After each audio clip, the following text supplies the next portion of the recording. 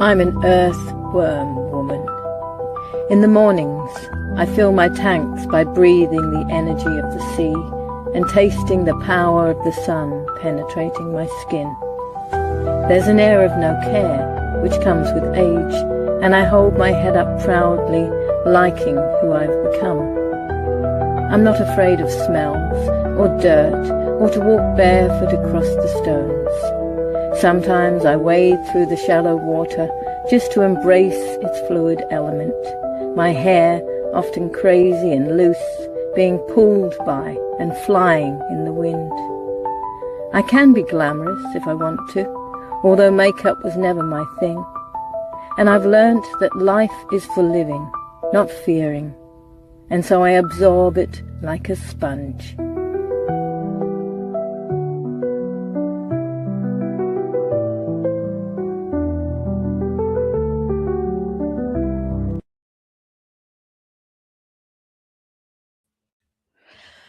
Oh, well, hello. Good morning. So they have to do my hair when I get here. Monday morning, we've got tons to talk about, I think, because number one, I have the amazing Jeanee on today, who we were just talking then, and I said, shh, we gotta wait, we gotta get on, do this online, some of it. I'm just going to bring her on. Oh, now, first of all, I just want to say, because I always do this race at the end. Just want to say, please, if you want to buy beautiful products, do support the 3 or 4 people who support the Earthworm Woman, and that's Maddalena with her intimate Duet products. She's now branched out into a shopping club. She does incredible massages. But if you buy any products and you hear me saying it and you put Earthworm Woman, you're helping me a tiny bit, and of course you're helping her. And that's the same for Denise. I want to have Denise, who does hemp flower oil products. I want to have her on again, because I did a kind of a quite raced interview with her, which wasn't live, and I keep saying to her, come on, and I didn't realize she's doing everything by herself. She set this whole shop up, and she struggles with depression, and I've been taking her hemp flower oils now dutifully, because she said you have to keep going with them. And so if you buy products through her page, hempflower.com.au, or hempflowers, same thing. A percentage comes to me, and of course you're supporting her. There is Heather Bruce. Everything's in the comments down underneath this, and Mr. Go to Life. I can't see that. Go to Life. Terry Kelly. So if you go to life.com.au and put Earthworm Woman as a code, same thing, I'll get a tiny percentage of that. So just want to do with that word from my sponsors. So here is also this. Let's do this one straight away as well. Michael Gray Griffith entered the studio. You've got 2 things. You've got your blog, which I remembered to put in here, and then you have a website as well. Yeah, I've got a few websites. So I've got uncensoredwisdom.com, which is kind of my blog, right? And then I do I'm actually starting to do bovine colostrum as well, anovite.com.au. So people can buy through there. That's to heal the gut, 700 different compounds and stuff. And then I have passioncomputing.com.au, which is my website development, design, domain hosting, M365 website. She said passioncomputing.com.au.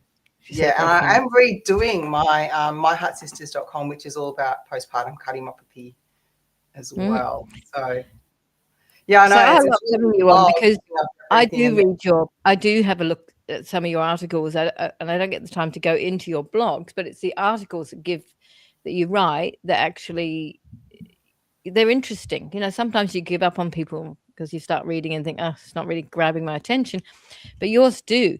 So you were just talking about something before. What Oh, was yes, I that better now? say, look, I also do interviews for healthallianceaustralia.org, Health which Alliance, yes, I just that's did right. one with Sorry. Senator Antic, which is a good watch. I think did I Mm, send that to you? Yeah, that was on the no jab, no pay.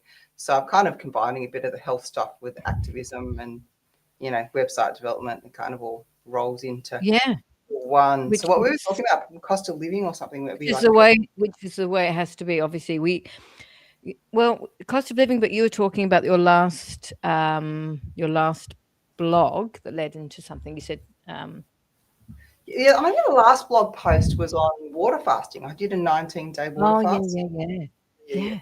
that was just completely profound. Just because what had happened was we'd gone through this whole journey to sort of figure out how to help people heal from any chronic disease, especially in Mm-hmm. terms of shedding and all the bioweapon stuff and people suffering from that. And so I had a friend, activist Elizabeth Glass. She's from New York. She was endorsed by RFK Jr. and she's very politically active. Mm. Anyway, she had lymphedema, which is actually a very degenerate, like a terrible disease. Basically, your lymph nodes everything's blowing up. Whoa. And That's and not anyway, she was just following along with what I was doing because I'd healed from cardiomyopathy, postpartum cardiomyopathy, and also mm, from shedding. So my dad had the shot. He came over, ended up my heart function dropped to 15%. And I knew straight away that this wasn't normal in 3 weeks, going from perfectly healthy to almost mm, dead. And so I knew where the mechanisms were. And I kind of realized, oh, it's all in the gut. And I assumed, even at the time, this was in May 2022, they knew the word amyloidosis, which is protein misfolding. mm. So we had basically gone on this journey where I started interviewing lots of experts throughout the world, people that don't really get a lot of airtime because they kind of it's very controlled, the media, like even the Yeah. alternative media.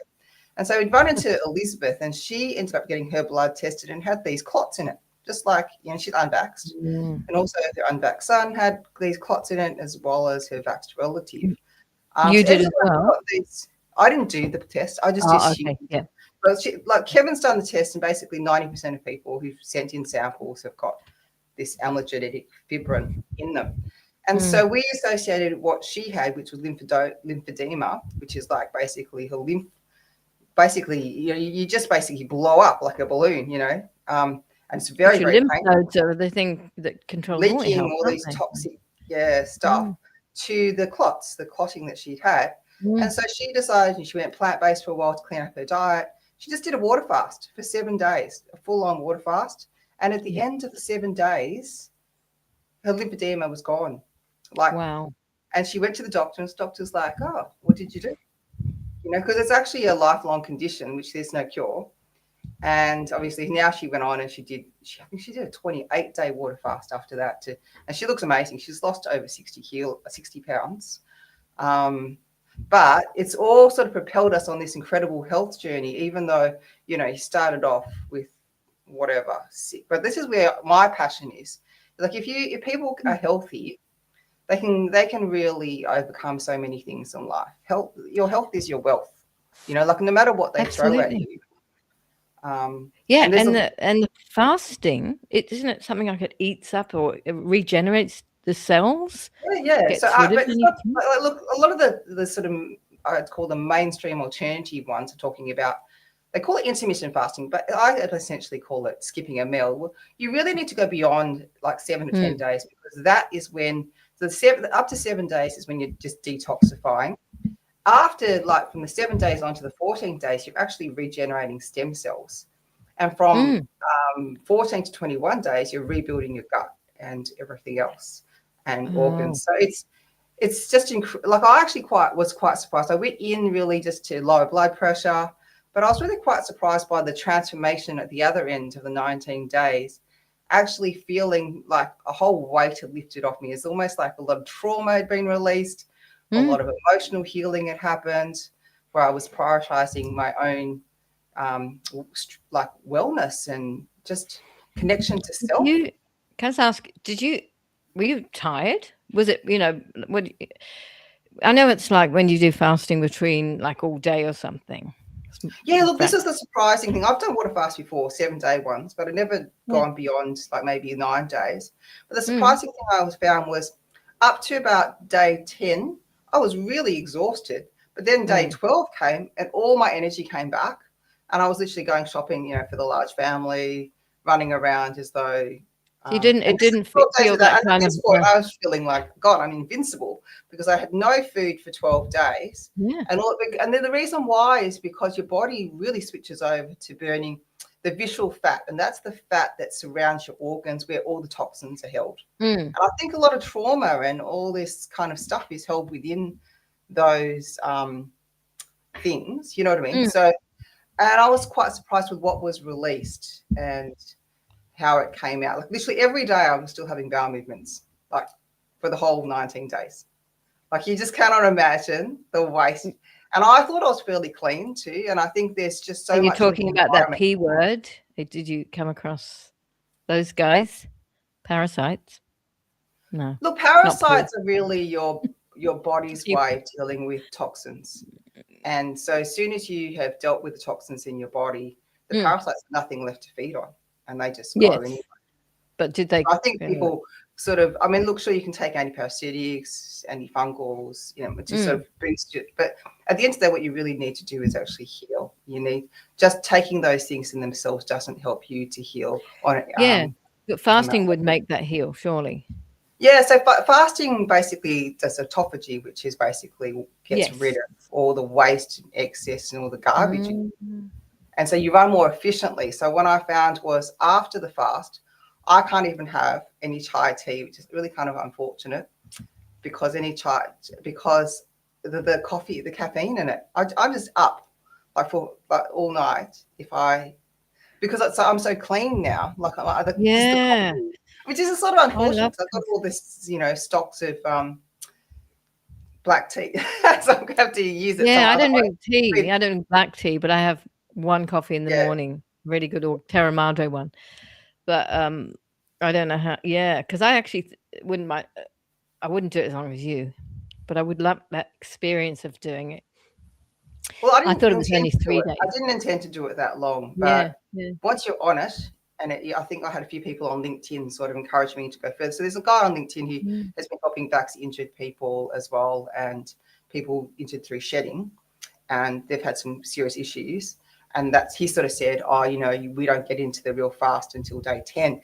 And I was like, oh, you know, I've already gone this far, so I might as well just keep going. And what were you up to then? About 7?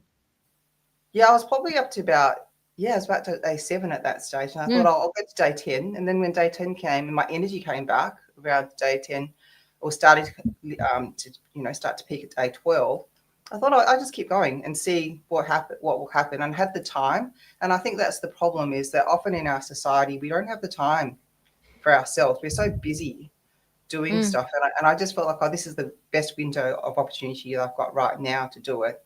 So I'll just go ahead and do it. So was it just you and the family? None of your kids or anything?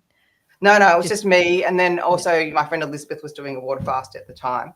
So she was on 7 days ahead of me. So she was kind of also spurring me on. So she ended up doing about 28 days. But she had a lot more kind of weight to lose as well.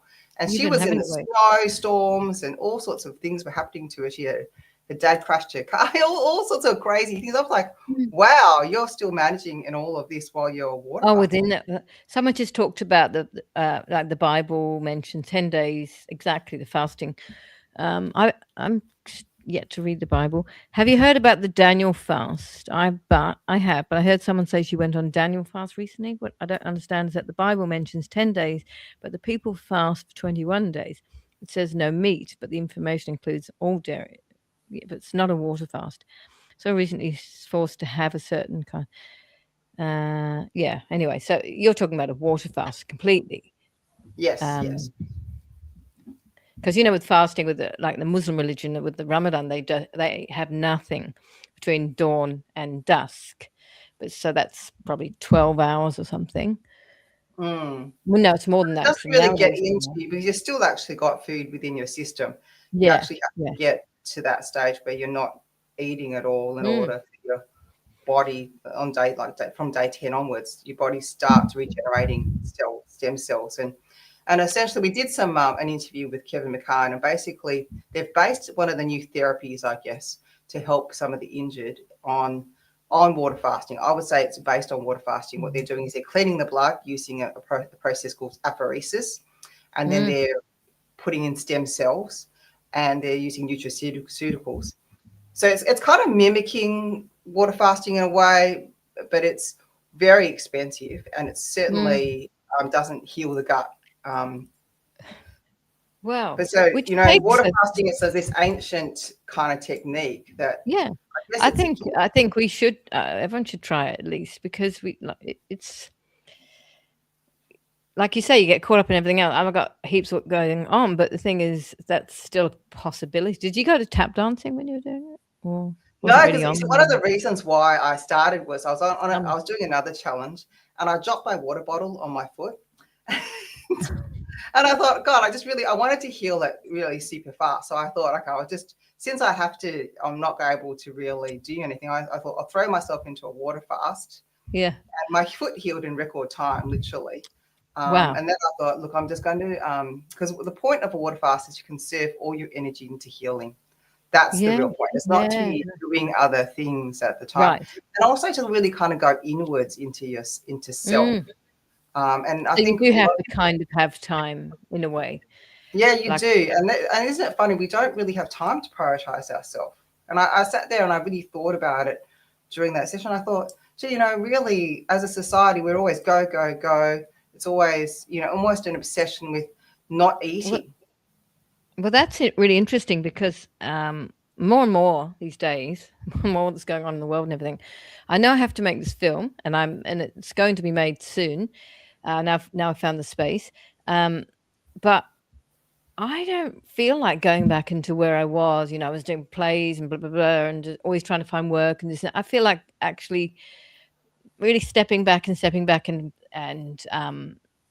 what do you call it? Streamlining a bit more, And I've met someone who's on the same page as that, who also just wants to kind of like, we don't have to do all the things we did so much, and work to pay the rent, to pay the whatever, until we get to nowhere. What, and then what? Then live. It's actually about living, but living like you're talking about now, actually living in and feeling what the right thing is, and not opportunities to open up for you when you're in that space. Like all of a sudden various opportunities come up in order to do other things, like whether it's write a book or start another business, or like all of a sudden these ideas start coming, your creative energy. Because this is what I actually found during the water fast, was that my concentration was greater. I had all this inspiration to do a lot of other things. It was like a blockage had. Here we go. That's I've got all these poems I want to get redone and put into a book. I've started a novel. Nothing's, I would love to be just, okay, well, I'm doing these things. I love doing theatre. I love producing plays, but it takes up months, and then you earn a couple of grand maybe, which doesn't equate to, all the time you put into it. But so the fasting and all we're talking about kind of brings us to the cost of living and where we're going here. I mean, seriously, if we all fasted, then we wouldn't be a problem. Well, I think people have to be very, very conscious of what's going to happen. Like I was out yesterday, I was thinking, no one really is understanding the geopolitics here of closing the Strait of Hormuz, and the fact that 20% of the world's oil goes through it, and what that impact will have on us. I think I put up a post up on Facebook this morning. I think what we have, I don't know, few weeks worth of petrol reserves in Australia. I saw that. And 25 days. I mean, how like just ridiculously stupid the government is as it is. And can you imagine, like, in a kind of, we're literally in a war situation, they're managing anything? It literally is every man for himself. People have to start thinking about how they're going to be able to adapt with this. It's going to, if the war continues, and it looks like it could, we're going to have staggering prices of everything's going to be going up, and they've already said that petrol, of course, and I didn't really take note of cars. Like I called my son today, and he does drive to work, and he gets really irritated because he's just in the middle of traffic. And are people going to still one person in each car going to work? Because I see that all the time in the morning. Big cars. Carpooling. I don't drive my car very getting much. together, walking a bit more, riding a Yeah, I bike. probably drive it once a week for this job I do. Now I've got to actually go further with that, but because the guy I'm supporting is in hospital, and little bits, but I try not to use it. It gets parked. It just stays on the road most of the time. Yeah, but I mean, but also everything else, grouping together, try and buy wholesale, look for things, buying things in bulk, getting away from the supermarkets. Supermarkets, I don't really shop at supermarkets at all, and they're very, very expensive, to buy things there. And there's so many cheaper alternatives that you can go to and live quite economically and quite well. And I mean, you if you're go to from Terra Madre and you live a little bit I further go there. north, I mean, Terra Madre is up and down in terms of pricing, but I've also got a we should not wholesale be account promoting them, by the way. Yeah, a wholesale that account shop. with them. I do go and get a fair bit there. That's why I do it for a few weeks. But I think we need to go back to supporting not farmers markets if they have organic Markets, and it's yeah. real. Because I'm not 100% trustworthy whether it's real. I bought stuff there and it stayed fresh for ages. But there was one mantra moments Donna had. There was a kind of an organic thing they were doing. I don't know if it's still happening. Is it out our way, but further? What do you mean? I don't even know what it was called. She wouldn't tell me what it was called because the guy didn't want it out there or something. But there should be more independent sort of marketing things just around that set up. We need to go back to that so we don't have the middle person. Yeah, co-ops. I mean, you can make your own co-op, obviously. Some people can sort of group together and say, go to a greengrocer and say, let's say a group of 10. Usually a group of 10 is actually is quite a manageable size. A lot of the organic stuff is boxed in tens, and you can divide things up.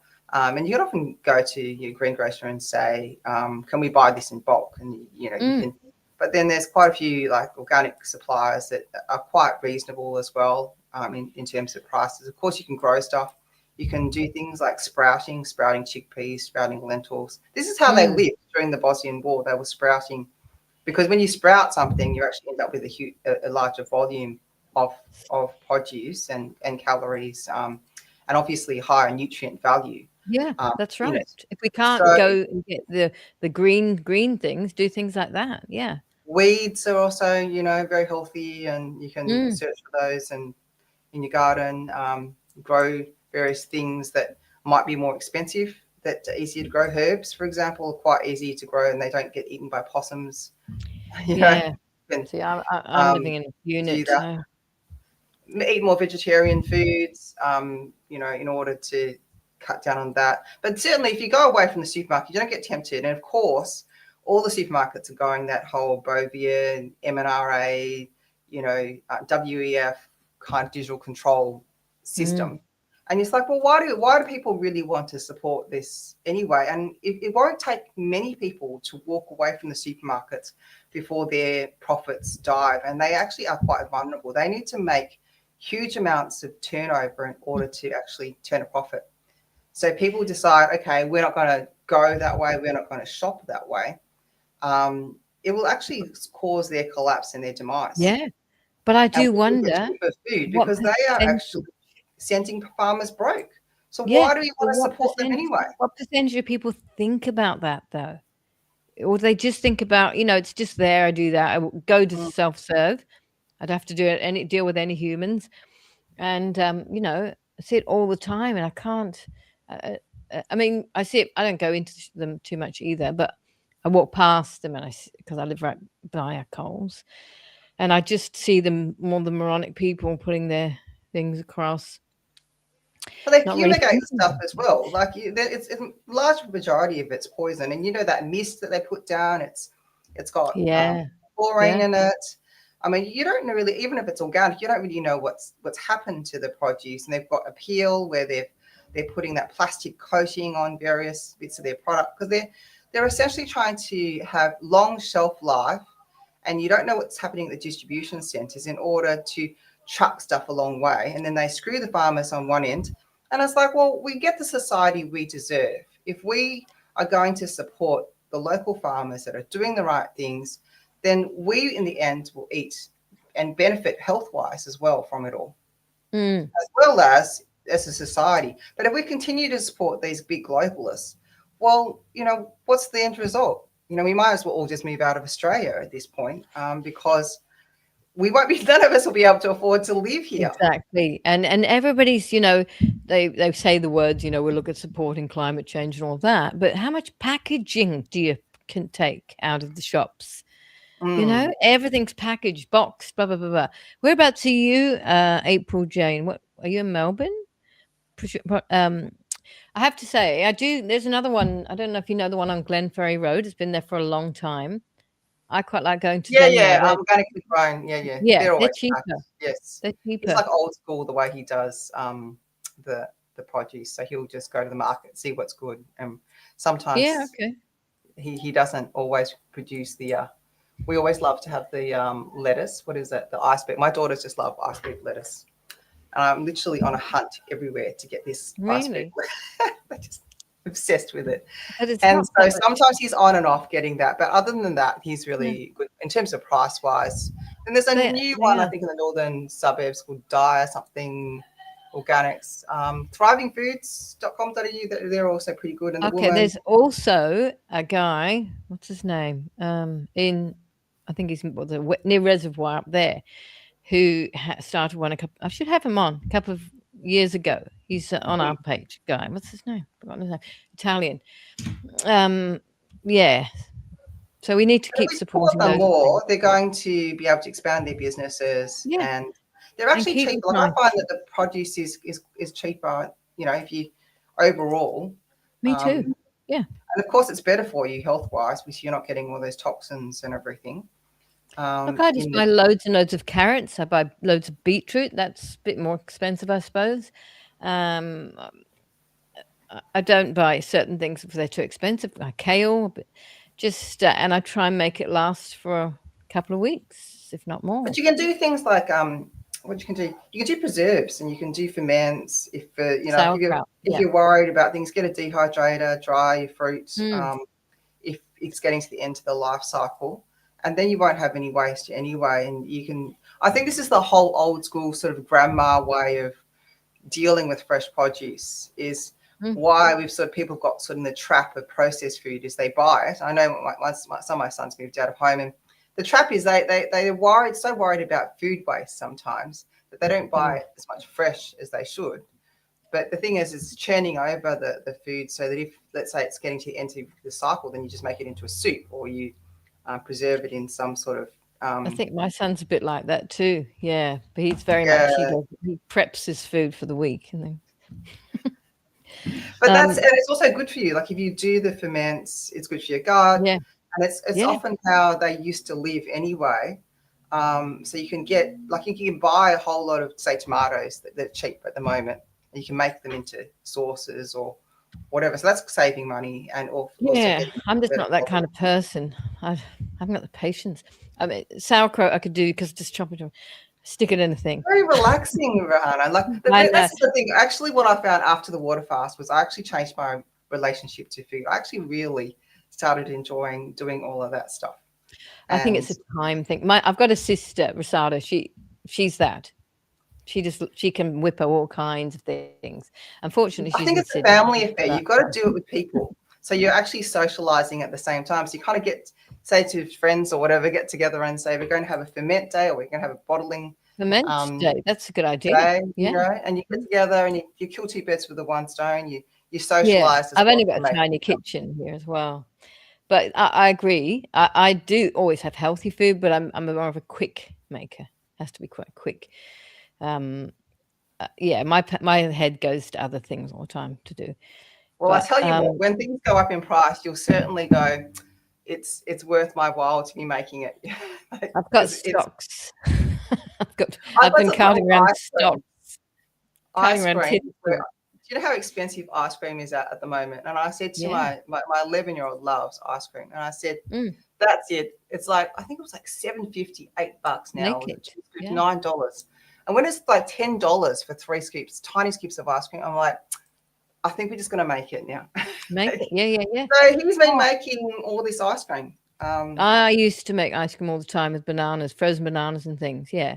Yeah, I mean, I think the price point is certainly going to get people into that mode of thinking, well, you're going to save a whole lot of money and to be able to Which actually afford to could live. have a positive effect on everything. Less people Yes, leaving, yes. going out. So, you're doing it, and we're actually going to benefit. Yeah. So you've got lots of young people. I was talking to my son this morning, and he was saying there's 3 things um, which which are screwing up at the moment, which are really big, heavy things on young people's heads, I suppose. And one of them is climate change. And I was like, okay, well, I may not have the same sort of opinion on that one. But what he said, and this is quite interesting, he said, well, we can't. I don't know if it is or it isn't, but if the climate is changing, he was saying, but it could also be man-made climate change. So that is what's happening. We know that. So Yep, so when people do talk about climate change, they're not talking about, oh God, we need to stop doing this and this and this because we're destroying it. We know what's going on. So I just thought that was very interesting. I thought, okay, so you have got an open mind to realize they're spraying the sky, they're geoengineering, all kinds of stuff. And of course, that's landing on us. Yes, yes. In I mean, they return. could be putting all sorts of things in there, whether that's biological stuff, and we know there's aluminium, barium, strontium, Mm, in there. I mean, there's a whole lot of various theories about why they're doing it. The fact that the uh, the sun, the radiation from the sun is increasing mm, on the Earth, and there is going to be significant Earth changes. Now, whether that's a psyops or whether they're trying to engineer stuff to basically protect the energy grid yeah. from another Carrington event, which would send us back into the dark age. So it's very difficult to come to the truth, I guess, of what is actually happening. We certainly know that HARP exists, CERN Mm, exists. These things they're quite documented. We can see the planes. You can track them in the sky, absolutely. and you've got weather warfare going on. But and you've got the whole geopolitical stuff that's happening, which is layered on top. Now they've gone full on military. They've basically shown their hand and said, well, we don't care to crash the economy. We don't care about any of you guys. How many people will die as a result of this war? And of course, a lot of various people are caught up in the philosophical, freedom, for Iran narrative, but they don't really care. I mean, we've got Iranian refugees here. I know one that he's been on a temporary visa forever. He Mm. works. He can't, because he came in on a boat years Mhm. ago and he was persecuted in Iran. He can't get. Yep. Let's say if the Australian government really, really cares about him, how come they haven't given him permanent residency? Oh, absolutely. I agree. I think the whole you we're know, being led narrative again there with that one with the free Iran. We don't know. We don't know unless we were there. I've seen people saying what's even happening isn't even happening. They're saying I'm here in Dubai. Nothing. They're saying it's blown up. Nothing's blown up. Yeah, there we go. Lynn, it's all psyops, perhaps. But um, And this is where the whole thing about water fasting is so important, is because they are poisoning us. But mm, water fasting, especially extended, will remove the toxins from you. And so we went on that long search, and also I've got a number of other videos with various other holistic healers in Health Alliance Australia, and I'm very selective about who I choose there. People have to be very conscious of that. We are at war. mm, We are at war, and the point is, you need to survive. You need to get through this. All of their systems going to collapse. It will. Like, you have to believe that good will win in the end. of But course. it's very important that people are there at the other side of it. You can't just. It's a game of attrition. we're at a war of attrition, and the point is that you need to make it through the end. You know, even not even just for yourself, but for your children, for other people. Do And all so, your kids have not water fasting necessarily, but do they have, besides food, do they take things like all the black seed oils and the whatever? What is it? Fulvic acids. yeah, I guess my children have been pretty healthy because, like, they're unvaccinated. You know, I were raised on organic. We have a very clean diet. But one of my daughters did have like a what do you call it, eczema, and she decided that she was going to go on fruit fast, and then she went on a 7-day water fast. She does it every year. Completely cleared up her eczema altogether. So they know what to do. Like if they do need to engage in that kind of thing. But because they've had a fairly healthy life, in some ways it's an advantage and a disadvantage. Like because when you actually are faced with a health issue, it's like a problem that you need to solve. When you haven't had any, it's almost like you feel kind of invincible in a way. So that can become a bit of a disadvantage, especially I think, say for the older ones, I probably didn't put as much education into them because I just thought they just keep following the family. So when they left home, they've sort of still followed along. They still cook mostly from scratch and everything, but they still add quite a bit of like processed food in now. But of course, they've got a lot more reserve there because they've always been healthy, never seen a doctor. But seen a doctor. At the same time, it's like because when you do have a health issue of any kind, I think it really gets you to focus on solutions. And when you find that whatever that solution is, you suddenly realize, hang on a minute, I can actually heal myself. It's very but you powerful. can't. Do you find you can't not preach, but say too much? Like I find my son finds things for himself, and I might say something and say, yeah, I'm doing that. I'm already doing that, and I'm like, okay, great, because he's not living with me either, and he's which is great, it's really good that he's doing his own thing now. But and I think he is taking processed stuff out as well. I think I was just going to go back to you got to trust your upbringing of them. They do, especially the I boys. was the same as you. They're a bit more sort of organic. not pig-headed, but boys tend to be more like their own person, which is fine. They've got their own ideas, and I think they do make the right choices in the end. And I think it's like allowing people to make their mistakes in a way. Like you absolutely. So that's probably the hardest thing as a mother is you've got to allow your children to make mistakes in life. Rather than be kind of protective of them all the time. If you're on their back all the time as well, that's it. They'll go the other way.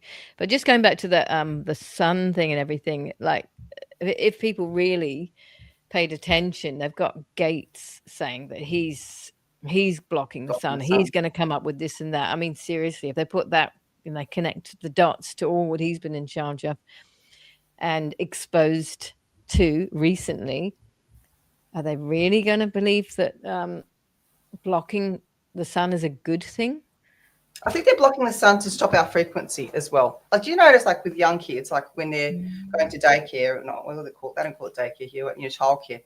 They're all asked now to put slip, slop, slap. It's like mandatory to have sunscreen on. Like even if they've got dark skin, it's like, what the hell's going on? Kindergarten, yeah. So like all of this is to, and I did an interview with Pia on this whole issue of light, and we're exposed to all this artificial light. We're not exposed to the sun in the morning. Our circadian rhythm is all connected to all of that. Our whole bodily function, our stress levels, our cortisol is all connected to the sun. We're literally like plants that have been put underneath a bowl. You know what I mean? Like this is what's happening to us. And so when they're blocking the sun, in a lot of ways, they're trying to block our access to our pituitary gland, our intuition, especially as women. They're trying to, and of course, you've got all these hormone disrupting medicines out there that are trying to disconnect ourselves from self. Yep. And girls, I reckon they've got multiple purposes. They're trying to obviously block the sun for their nefarious reasons, but also on an energetic level, when we get sun, we just feel more positive. Yeah. So therefore, what do we do about it? We have to really make an effort to get out there. I mean, you just every day. I'm not ready for this. We've got like grey for the next few days by the looks of things. I'm like, I'm not even ready. I'm not ready for winter again either. I like sun. and all the underarm rubbish. Seriously, someone walks past me with that on, I'm like, oh, it's horrible. It's one thing I can smell. My smell's been completely. It'd be interesting if I did the water Better. fast, because Actually, you smell better now after because you were having problems, weren't you, with your I smell? was going to say exactly. Yeah. So it was 20, whenever it was, I don't know, 22 that I had the COVID, and my sense of smell has never been the same. Never been the Oh, I thought same. you were getting it back. Are you getting it back now or not yet? No, well, I mean, I can smell things like that. Mm. Actually, I don't know. Maybe I should test it. I don't know. I mean, I take so many different things. Maybe I've no idea. But although the test would be if someone had nice perfume on, and I could only smell the chemicals. That's when I know. It's Yeah. like it's a really strange thing.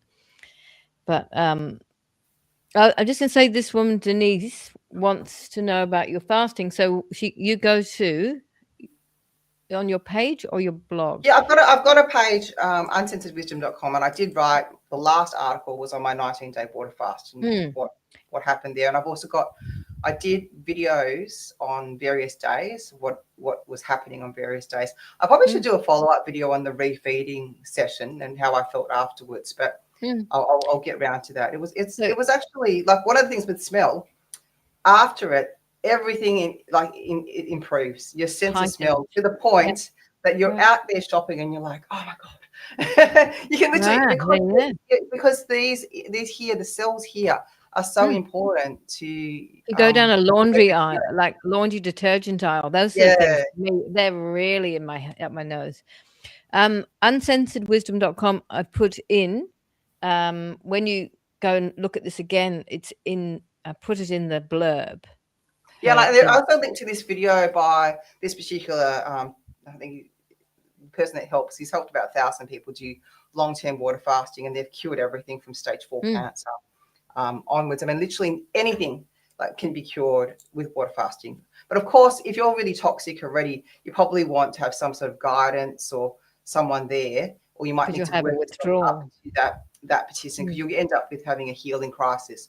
So, there has to be sometimes a lot of work done before you can actually get to the point where you're able to water fast, because you're releasing so much toxins. But one of the things is so powerful, right? It's like there's no, and it's free. Like there's no like $1,000 a week treatment. And it's certainly about educating yourself and getting in touch with your own body, which is why I'm so passionate about it. It's like, so many of these things are out of reach of the ordinary person. Did you get to 19 before you had any food? 19 days? Yeah, look, I had to do a hard stop at 19 because the next day I was doing an interview with Senator Antic. Yeah. And then after that, I was doing a talk for a group in, I think it was somewhere near Water Gardens Way. And so my mind and my focus was no longer on the water fast. It was like on the things I needed to do. So I thought, and then my blood pressure machine, just the battery ran out, and I just thought, I think it's time. Like it was all these signs, and I was like, okay, because I can get very, very competitive at that point, thinking I can keep going further and further on this water fast. And because I felt so good. And I thought, look, I can do it again at some other stage. But at that point, addictive more than competitive, maybe. It's sort of an addiction. Like you just want to see where you're going to go, like and you really start to get in tune with your own body again. And it's quite exciting. And after the water fast, I actually found things like I didn't realize my cortisol levels were quite high. And I think it was like, I just didn't even go on social media at night time. I just went to sleep. I didn't feel that weight of responsibility to be on LinkedIn and to be engaging there constantly. And my Facebook actually got zapped right in the middle of it. So that was all kind of good too. I did get it back in the end, because what happened was they wanted me to do that verification thing, where you prove your bio ID. And I thought, so at the end I thought, look, I'm going to play their game. I'm just going to put up an AI avatar and you can have that. like I don't care. Like, we're going to play your game. You want to play these games. People, there's ways get verified with a phone number. Yeah, so they wanted me to they wanted a scan of my face. So I was like, no, you're not getting my biometrics. No. But I need my contacts back. There's people there on Facebook that I've Yeah. known for 15 years that I don't have anywhere else. And it was kind of good for the break of the water fast, because I also used to run postpartum cardiomyopathy groups and all sorts of things there. Even my access to my homeschooling groups, I was like, no one was Well, letting me in. I had a fake not a fake profile. I had a sort of a profile that we'd set up years ago that like had 3 friends on it. And people won't let you into any groups because you've got nothing on your yeah, profile. no, that's So I was suspicious. like, damn it, I could, and I needed to promote the Senator Antics interview on the No Jab, No Pay Amendment. I thought, what I'll do, I'll play their game, I'll create this AI avatar, and that isn't me, and I'll put it up there. Within an hour, I got my account back. So, and then my son, who's 11 years old, he's like a little smart ass. He says to me, oh, Mum, on Roblox with the ID verification, I know kids that just, they drew a picture of a smiley face on their thumb and they got through, or they just drew a mustache on their face and they got through as over 16. Like, it's like a joke. I mean, I think it's an illusion that they want to keep people into. Oh, we're doing the right thing.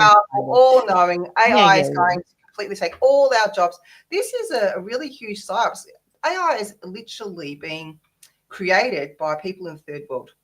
There's people in the third world being paid $2, maybe an hour less, to watch all this horrible stuff. For AI. We cannot support AI at all. So I didn't know this, but apparently, and I don't understand this either, the amount of water that is used to create AI. So the data centers in Melbourne, they're building them everywhere. They've just Melbourne, they've got one approved already. So how can that be a climate-y thing? How good thing if it's doing that, and we need the water supposedly? So it's absolute bullshit. So people need to steer well away from it. Oh, absolutely. And so they have to monitor us. It's all a surveillance system linked to Palantir and all of that social credit system. But actually, I had a contractor tell me that the ones in the western suburbs were linked to the US military. Like they're basically multi-billion dollar. There's high level security to go in. They're paying an absolute fortune, and AI has not made a single cent. So the bubble is going to burst on AI. And one of the plans that they're trying to implement is they're basically stealing our water and our energy rights. So what they'll do is they'll lock these water and energy companies into contracts at a certain price. It's kind of like water rights. You know how like you can buy a water right for a certain price and then sell it later on. So essentially they're stealing it from us at a certain price now, saying to the energy companies and the water companies, we're going to buy X amount from you. But of course, knowing that there'll be some shortage created, which will mean they'll be locked in at a lower price and we'll pay a higher price. And then they'll sell the lower price, literally like the stock market, back to us.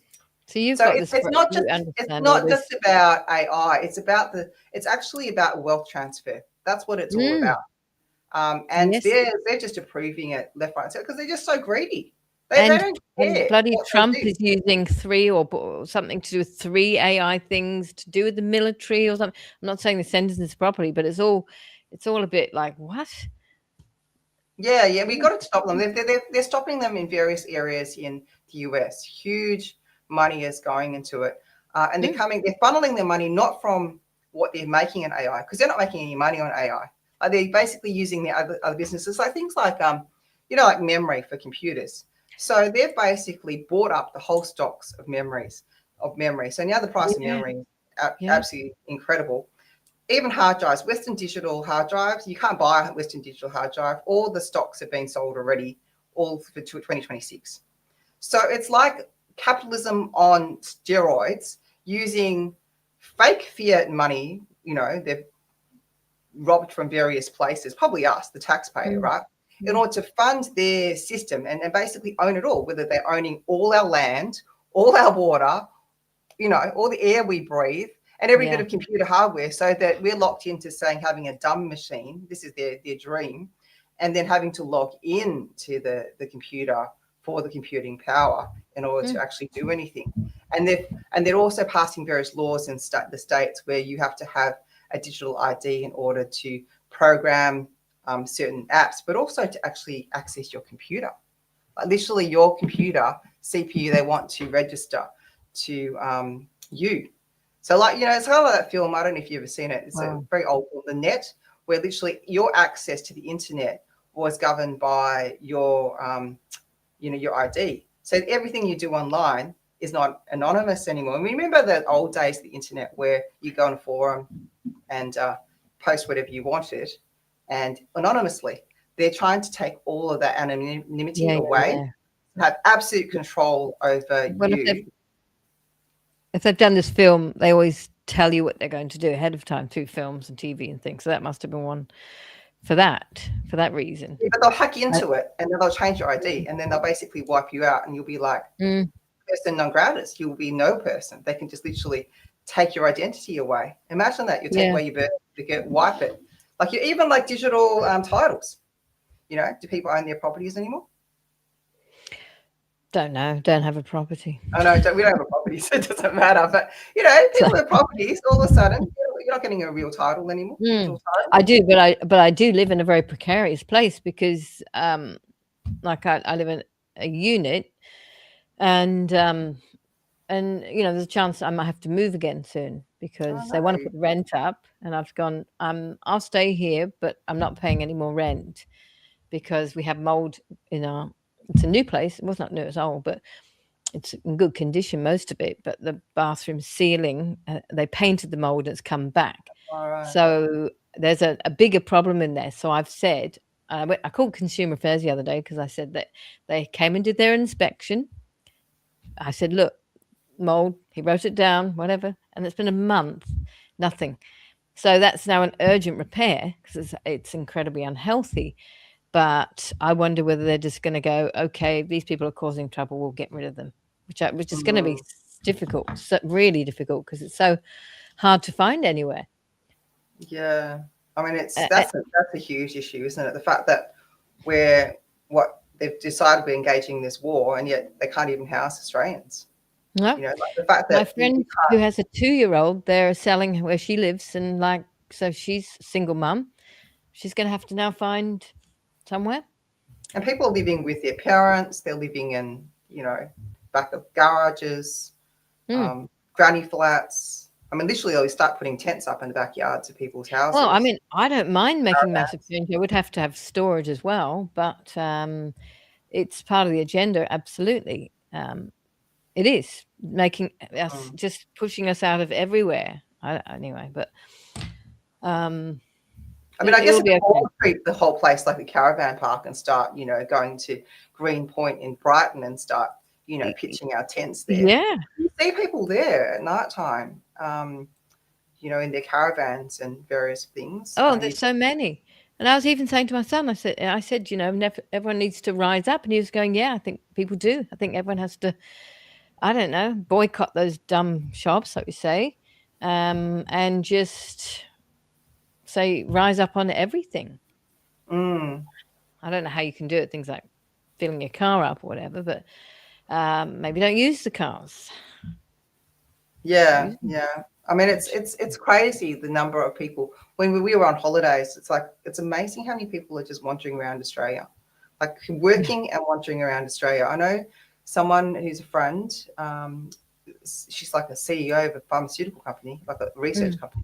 And she's wandering around Australia in a caravan and having world meetings, and no one knows she's like doing this.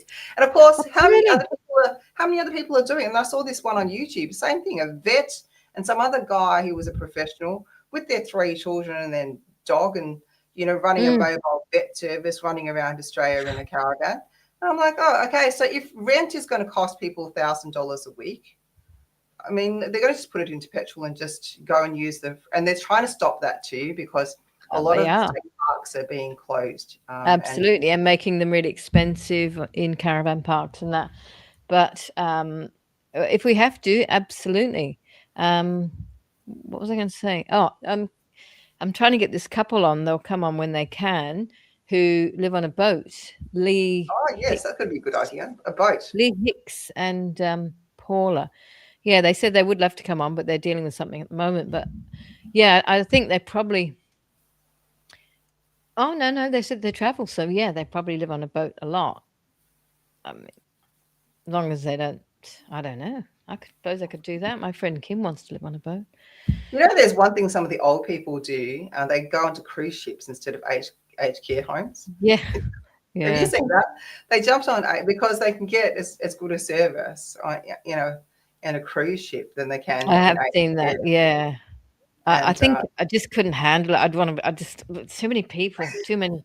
Ugh, nah. Where's this personal space? There's a private, tiny little room. Nah, I want to get off and then way out at sea. Nah, but it's I like. almost ridiculous that we can actually have to think about what our options are if the rentals that we go and forward. I mean, of course, now the mortgages are going to go up, and people's are under a lot of stress that they could potentially lose it all, especially as the housing market goes down, which will happen because if inflation is rising, they Mm. can't prop it up forever as much as the Australian government is trying to do, with their billions of dollars investing in new houses at inflated prices. At some point, there's going to be a reckoning with it all. You just can't keep importing people to prop up the property market Yeah. No, I and don't make know. it really And attractive. obviously, places where I'm living, they're trying to put it up because it's a business, and they have extra business rates or something. Or I guess it's a business if you're renting out your place. I don't know. But so yeah, I guess I'll see soon. If I live by myself, Mm. there wouldn't be a problem. I'd be going, okay, fine, I'll find another way. Absolutely. But I've still got my daughter with me. Yeah, you could do a lot of couch surfing or something. Like Well, this I've is got doggies, crazy, I've isn't it? got Like, doggies as like the well. fact that we actually have to think about this kind of, If I didn't have animals, I would also do yeah. like house sitting and things like that. But they're 10 years old, so they've got a few more years on them. But no, whatever, just an alternative life as well. I feel like it's in reach. One of the Yeah. interesting things was, Desi Freeman was actually living with Yeah. a group of people, like freedom people, on Mm. some lands. Like they don't tell you this in Community. the media. Yeah. And they were Yeah. living that kind of commune life, if you like, where Yep. there was a group of people gathered together, shared resource, sharing their resources, the caravan and everything. And God knows what happened to him and what the real story was. Yeah. But But they you probably actually had their think about, own they would have their own living space within a big block or something where maybe they yeah, just I mean, like I knew the woman who owned it because I'd met her through the protests, and I messaged her, and I'm Mm. like, wow, like the police completely trashed their property afterwards. And none of this was actually reported in the media. They've made him out to be this kind of lone, gunman. And who knows? Who knows actually where he is? Where's his body? Like, did he really go to South Africa?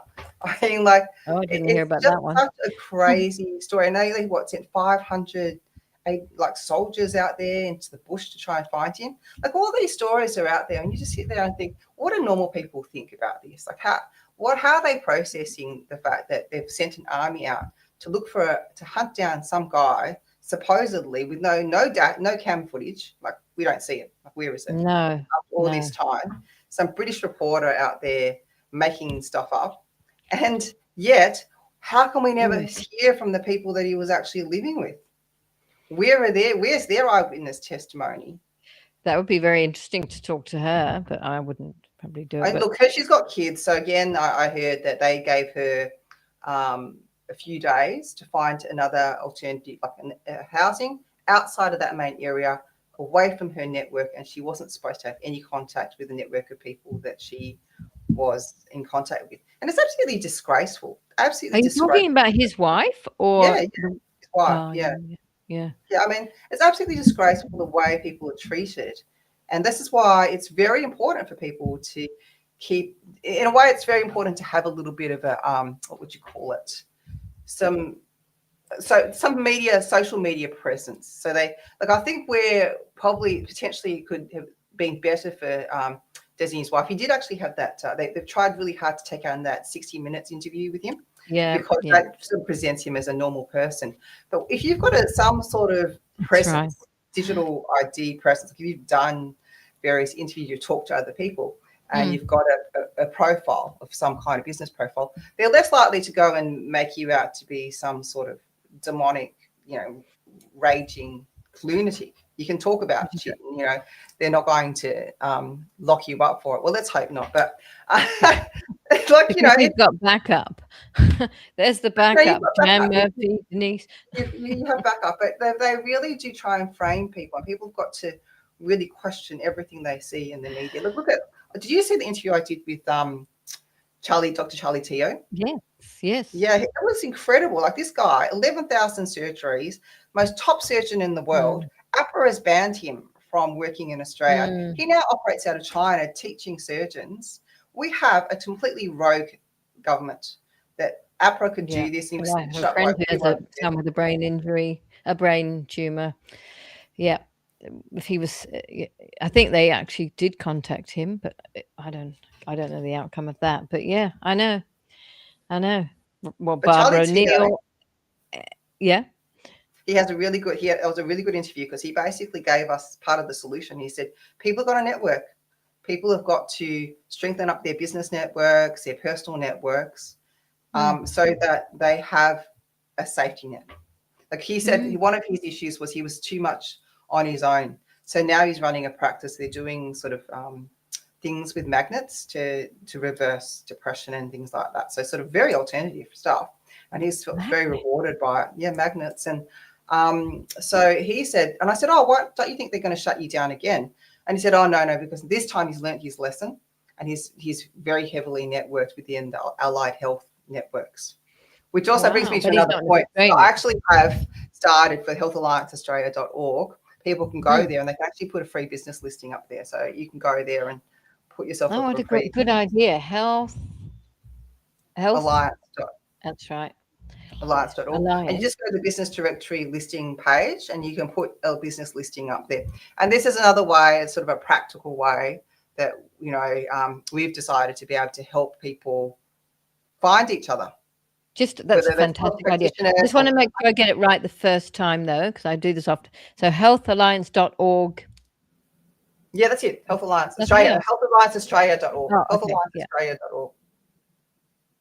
Yeah, that's a fantastic idea because there's if you can't find a category there that suits you, just message me and I'll put up we'll get a new category put up. But we've got a lot of holistic groups there. I was thinking there was one on Facebook and stuff. There was one on Facebook that was all different alternatives, but I can never remember what it's called, so I can never find it. So going somewhere like to your website where you're like a directory is perfect. Yeah, so you go in, you create a profile, and then you can add listings to the various categories. But you have to create the profile. The individual profile doesn't actually get shown. It's only the business listings that you can put up. So you can put up online shops that are related to health, whether you're a holistic healer, I don't know, just basically anything related to health, even an associated business. Like I put up passion computing there as well. So basically helping people. Well, do they charge them? They charge people for that? No, we're just doing it for free. So we're trying to get people there. I mean, I think if people could, probably if they can, obviously they get a benefit from it, they can just send a donation at some point. That would be helpful to keep the website and the email list going and everything. But I think, hopefully people will embrace this idea. And I've had a few people add themselves already and just connect. This is really, really part of the important strategy going forward. Is one of the things that they did during the pandemic was they wanted to divide us. So every time you see one of these divisive narratives going along, whether it's war or immigration or whatever bullshit they want to put, just put your, just go, no, I'm not going to get divided again. We need to stay united by the things that commonly unite us all. And that's community. Well, I'm going to put a post about that today because I think you're absolutely correct. And I'll put something on there as well with earthwormwoman and even what I'm doing with the suicide piece, because it's benefiting everybody. If everyone puts one place, we'll benefit each other in the long run.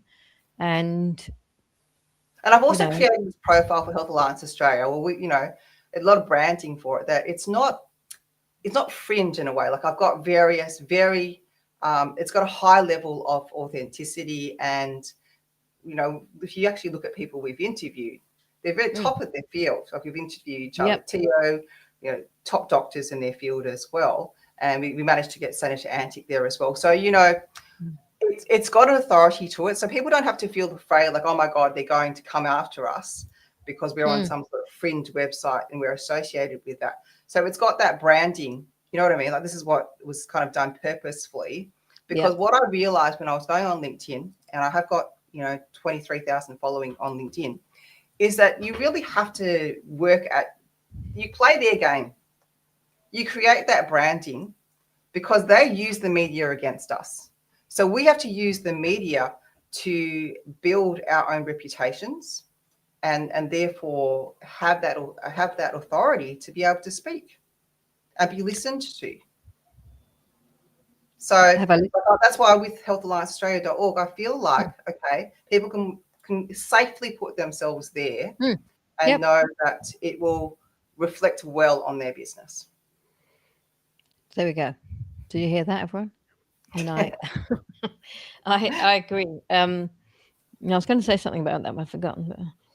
Yeah, you can put in all the ones, your sponsors there. You can go get them to sign up, the ones that help you out here. Just choose the right article. Yeah, it's because otherwise so often I see, I mean, you probably are too, SGA, Suddenly Gone Australia, and people put questions up there a lot, what should I do with this? What should I do with that? And, going to somewhere like Health Alliance Australia.org, they can immediately find an area that will sort that out. Yes, that's the ultimate aim. Is like you say, someone's looking for someone in acupuncture or in holistic health, they can just go there, they can look at their profiles, and they can contact them easily. So, well, I'll rein them in because then I'll send them. Because over the years, like a Fiona directory where people will be able to find. And I also found that it was easier to manage because people are messaging me, and I was like, I could put it on an Excel spreadsheet of my own, but then it just sort of means that I've got to manage the database. Where I found, like I said, well, look, to my partner, can you just build the database and just get it done? So it's automated. So basically, we just have to hit approve and get people online. I mean, obviously. Jeanee has, as I said, wealth of like knowledge in it, all kinds of things. So people can actually see you in the person because you've got you're talking coming up, a talk? Yeah, I'm talking tonight. It's I don't know how private it is, but it's in Newport. It starts about 6:30. I think doors open at 6 o'clock. I think it's Newport Baptist. I just have to double check. Yeah, and I think this is where Jennifer goes. Yes, Jennifer goes there. It's a group. So there's a group run by a woman called Luna and David. Oh, yeah. And they asked me, because I spoke somewhere else for another group, and they know the guy who ran that particular group, and they thought that I would talk. So my talk this week, so I've got to actually remember what I'm talking about, is I'm going to be talking Navigating the Storm, Practical Strategies to Survive and Thrive in a Post-COVID-19 World. So I'm going to talk about, obviously we're going to start a lot of health stuff, but it's a once in a lifetime generation change that we're going to see happening as a consequence of this biological weapons kind of agenda. And then, so I'm going to talk on that, hopefully try and keep it under. Last talk I did went to almost 2 hours with questions. But it was fun because one of the things I loved about it was actually being able to speak without censorship. It's very tough. Even on LinkedIn, I've got to it's almost like what do I mean? Like it's very much like you're speaking in cryptic language all the time. Sometimes, yeah, I agree. And then people can go to the website, but often people are like, oh, do I want to read a 32-minute article? And this is the thing, I try and keep things short, but at the same time, there's stuff people got to know. Like you want to be educated on health before you get sick or before you ever need to. Preventative. Absolutely. That's the way I live. Ever. Yeah. Ever. Let's hope. I was walking back past a cafe on Ackland Street yesterday, and because I've got Iggy, my dog, everybody looks at him like, oh my God, he's beautiful. And these people ask me if he's what sort of hound he is, blah, blah, blah. Anyway, so I started talking to them. There were like 3 or 4, younger people. I thought they were much younger than they were. They were actually in their 30s, but they're still young. And I don't know, suddenly I was there for about 5, 10, 15 minutes talking to them about health and about the vaccine and about everything. They said, yeah, we took it once and I'm fucking angry. I'm really angry that I had to. And I thought, that's fantastic. That's not great that you took it, but it's fantastic that you're angry. I think she said she was 37, but, and these kids, and I was talking about different things. I call them kids. Talking about different things that you can take. I said black seed oil. He said, "Oh yeah, I'm taking black seed oil." I thought, "Wow, that stuff tastes like shit." You're actually voluntarily taking it, and they seem to know about lots. And I thought that was really refreshing. The more you just tap into just general people. I do talk to a lot of people. I suppose it's something about St Kilda as well. It just happens.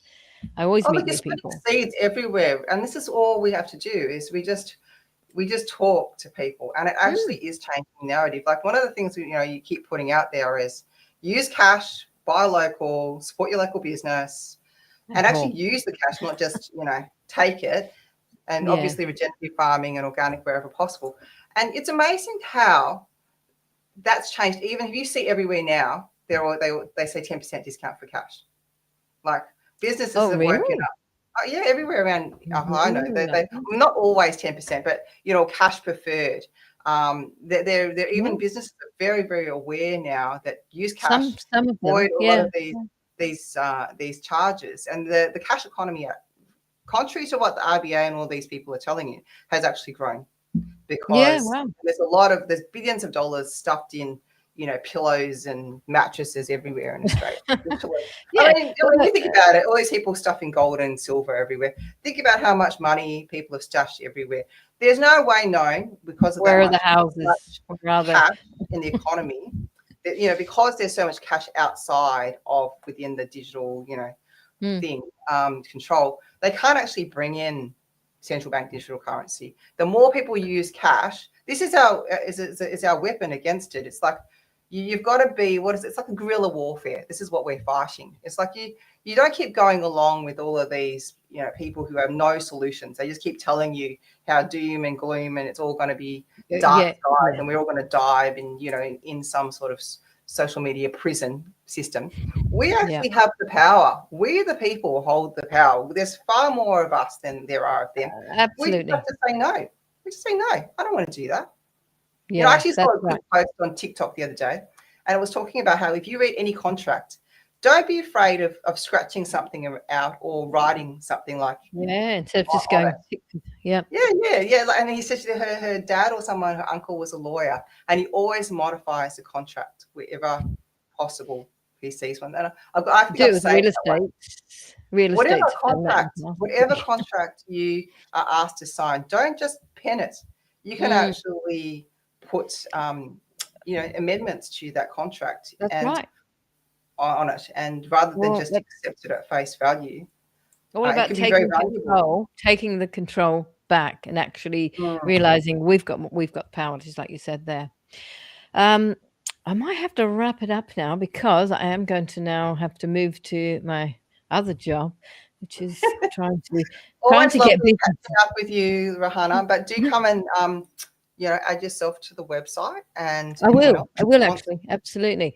I was just looking for. I can't find it now, but if anyone knows anyone who would like to support the film that I'm doing, doesn't have to be a lot of money, but I am also looking for sponsors, and I've done a whole I've redone a whole package very professionally. I was very proud of myself. I did it on Canva, and I'm not that way inclined. And I made mistakes, and I worked them out, which is so good. But yes, it's a great play. It definitely deserves to be put into a film. It will be a fantastic film, yeah. But you're such a great person to have on. I really hope people go to your all your blogs and things as well. Get in touch with Jeannie if you haven't found it. I did write it in the blurb thing. Otherwise, go to the healthallianceaustralia.org. Yes. And Oh, no, I know I was uncensoredwisdom.com. going to say connecting If with you want to that. message me, if anyone wants to come, they probably should just message me on Facebook and Mm. I'll send them the address. But I wasn't like sure whether I should put it out there because it is a private, not a private group, but it's a freedom group. And I think there's probably limited seating and stuff like that. But I mean, not We limited. need traffic. You want people going there. So, So I don't think there'll be huge numbers of people. It's probably like 50 or 60 turned up last week. But oh, for that one, for that, yes. meeting, for my meeting. If people do want to, you can find me on Facebook. I'm just Jeannie on Andrew Arthur on Facebook, whereas the Rose is where I am on LinkedIn. I put Rose there because I rose from the digital death, so I just added. Oh, really? It's not your middle name. No, I know, but I actually do love the word Rose. So I mean, it can be like, and who says that you can't add to your name, right? Like, I'd like to get rid of the Hayes. I just want to be Rahana. Yeah, I did. I thought of that too. I thought, oh, how hard would it just be to just become like just Jeannie Rose? And then I thought, oh my God, it's a whole process. Jeannie involved. Rose. Yeah. Oh, you have to just go and do it by default, whatever. Yeah.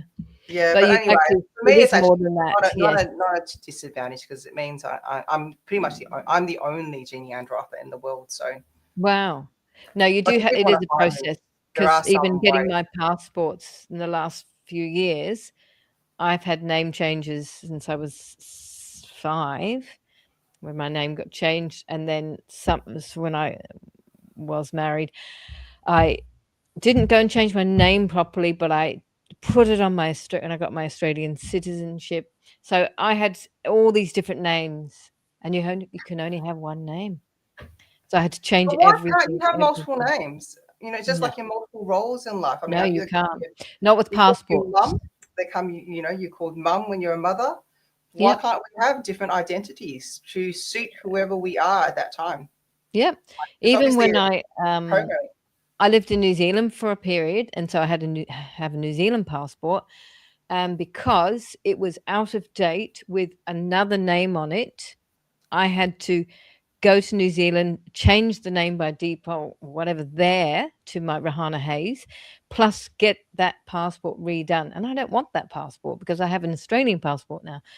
But anyway, I have 3 passports because that's what they wanted, with the one name.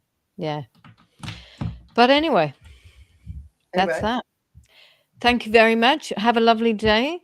And I'll see you at the tap. I won't see you at tap dancing. Are you going back to tap?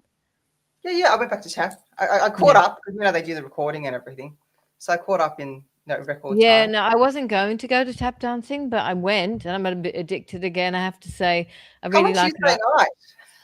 Your Tuesday. No, I love our music. We've got a really good song, and I like the finale's quite good too, isn't it? Man, she teaches fast though, Gemma. Oh, you've got Gemma. Yeah. No, I do Wayne. I'm with Wayne, but she taught the finale. Wayne. Yeah. Sorry, everyone. If you ever want to see what we're talking about. Days, but then one of the women there was like, "Oh, I love the fact that you girls and you come, and it's just so refreshing to see you." And then I just felt so bad. I thought, "Oh my God." You'd take 5 people out of the class. Yeah. Because we're going to take like this 5 of us. That's what I'm saying. We would change 5. That whole class makeup, and we would move to we were thinking of Thursday classes, and I like Wayne. I think he's a good teacher. Sorry, we're talking about Glamourpuss. Do a little plug for Glamourpuss, isn't it? Yeah. So I didn't in the end because I felt really bad. I thought, oh, they really loved seeing, especially my girls. They loved having their energy in the class. Yeah. So I thought, oh, if I take that away, she'd made such a big thing about us being there, and she walked up, she came up to me at the story and started telling me this. And this was the time when we were thinking about changing days, and I was like, oh, I don't think we can quite yet change days. Who's Thursday? Who's the teacher? I think it's her boyfriend. What's her name's boyfriend? Can't remember his name. Nick. Yeah, right. But it was just going to be more convenient because it still has a day off on Friday for her, so it means that it means that she could like do tap and then have the day off. But then it doesn't really work out that well because it's not really a beginner's class. So I mean, for her, she's more beginners. I could possibly step up to intermediate. Just means more practice. Yeah, Are I'm you an intermediate or intermediate intermediate? apparently. You're an intermediate, aren't you? I'm intermediate stroke, Yeah. yeah, and then the advanced one comes after.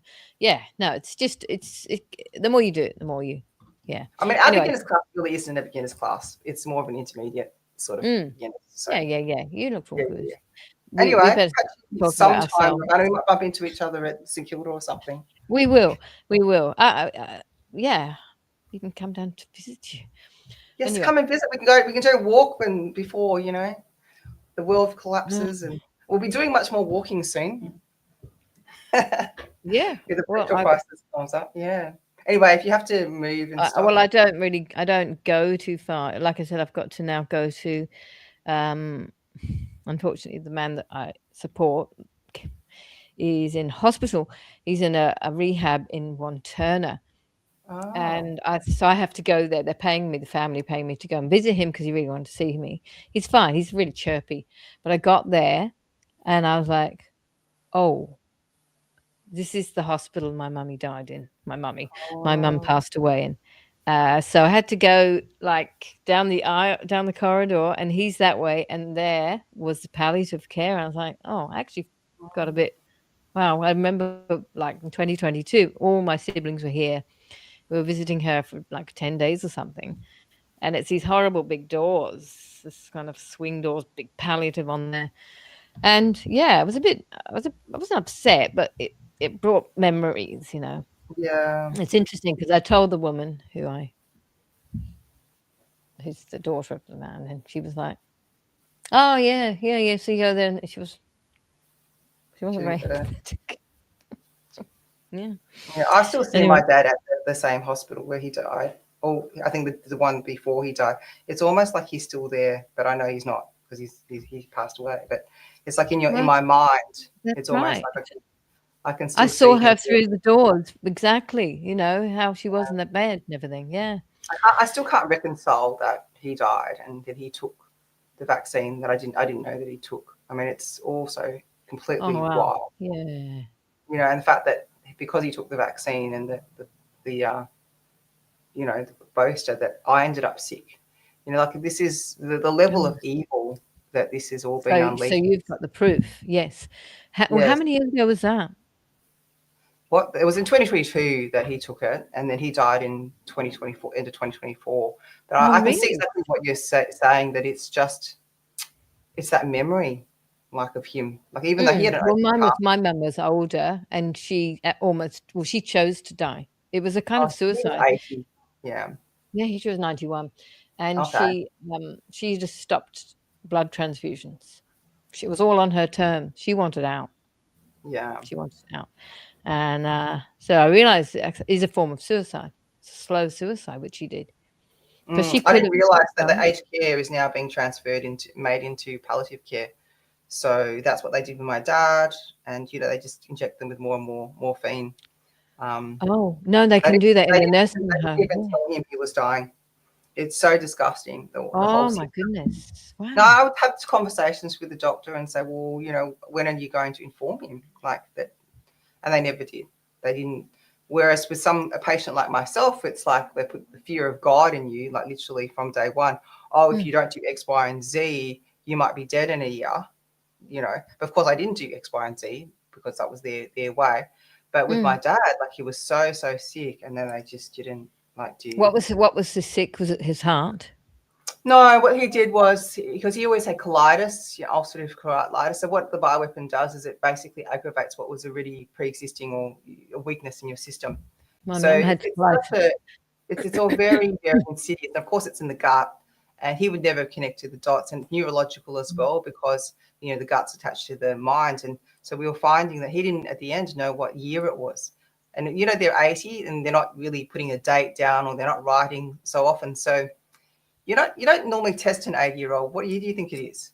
But at the hospital, they'd say Mm, things like, "What year do you think?" And he'd be like, "Oh, 2001," and be like, "Whoa, whoa," mm. So a lot of this decline that's happening in society right now, you'll see people are not quite the same, and that's why it's so important. People are very vigilant with their health. Oh, I So see people all the time, like robotics and blank. Yes. mm, But so that's interesting. My mum had colitis. for years. Yeah, it's a gut But disease. she took 3. So they brought us up on none, no vaccines. And when this came along, but they got them through the flu jabs. They got them into the habit of taking them through the flu jabs, and then they got the fear. But yeah, I did actually interview a guy called Shamiz. That's just one last thing. He heals people with colitis. He and his brother, because he had severe colitis. But one of the interesting things when I talked to his brother when he was in Melbourne was there was some FDA doctor who had like 3 or 4 vaccines, and he got that myocarditis from it. And they used the technique, which was a plant-based whole food diet, no oils, which is what they promote in high carb health, to heal him of that condition. So because it's all tied to the gut, a lot of conditions.